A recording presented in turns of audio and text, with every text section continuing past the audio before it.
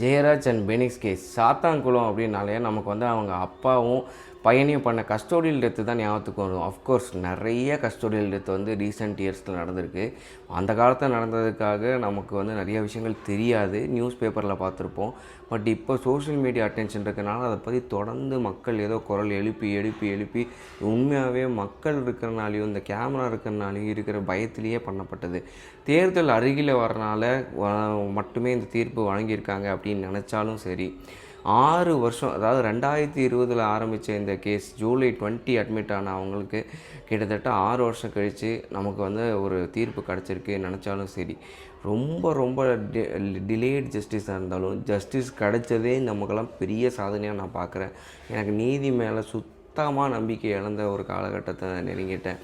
எத்தனையோ கேஸ்கள், கோயம்புத்தூர் கேஸு, அண்ணா university case, கள்ளச்சாராய கேஸில் ஆரம்பித்து எத்தனையோ, அந்த ஜாஃபர் சாதிக் நேற்றெல்லாம் அமீர்லாம் அப்படி பேசுகிறாரு, இருக்கிற நம்பி நாராயணமாவுக்கும் குறை சொல்கிறார். கிட்டத்தட்ட அமீர் ஒரு தேச துரோகியாகவே நம்ம பார்க்கலாம்.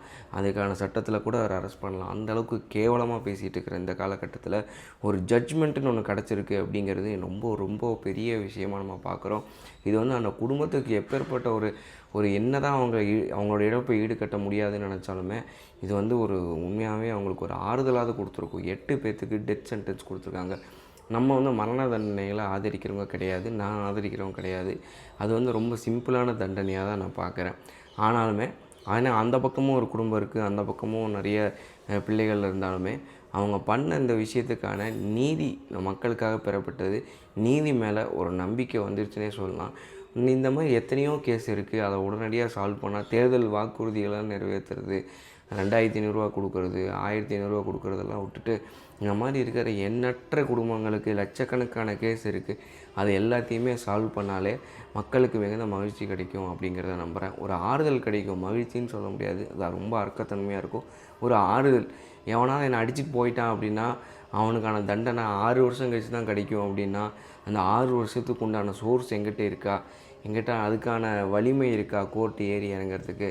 என்ன தான் அரசு தரப்பு வழக்கறிஞராக இருந்தாலும் அந்த கோர்ட்டுக்கு நான் அலைஞ்சு திரிஞ்சு 6 வருஷம் கழிச்சு தான் நமக்கு நீதி கிடைக்குமா அப்படிங்கிறத நினைக்கும் போது ரொம்ப வருத்தமாக இருக்குது. ஏன் இன்ஸ்டண்ட்டாக க்ரைம் நடக்கும்போது கமல் சொல்கிற மாதிரி, இப்போ சொல்கிற கமல் இல்லை, உன்னை போல்ன்ற ஒரு டைலாகில் சொல்கிற மாதிரி, இன்ஸ்டண்ட்டான ஒரு க்ரைம் நடக்கும்போது ஏன் ஜஸ்டிஸ் இன்ஸ்டண்ட்டாக இருக்கக்கூடாது அப்படிங்கிற மாதிரி ஒரு சில கேஸுகளுக்கெல்லாம் பண்ணலாம் அப்படிங்கிறது தோணுது.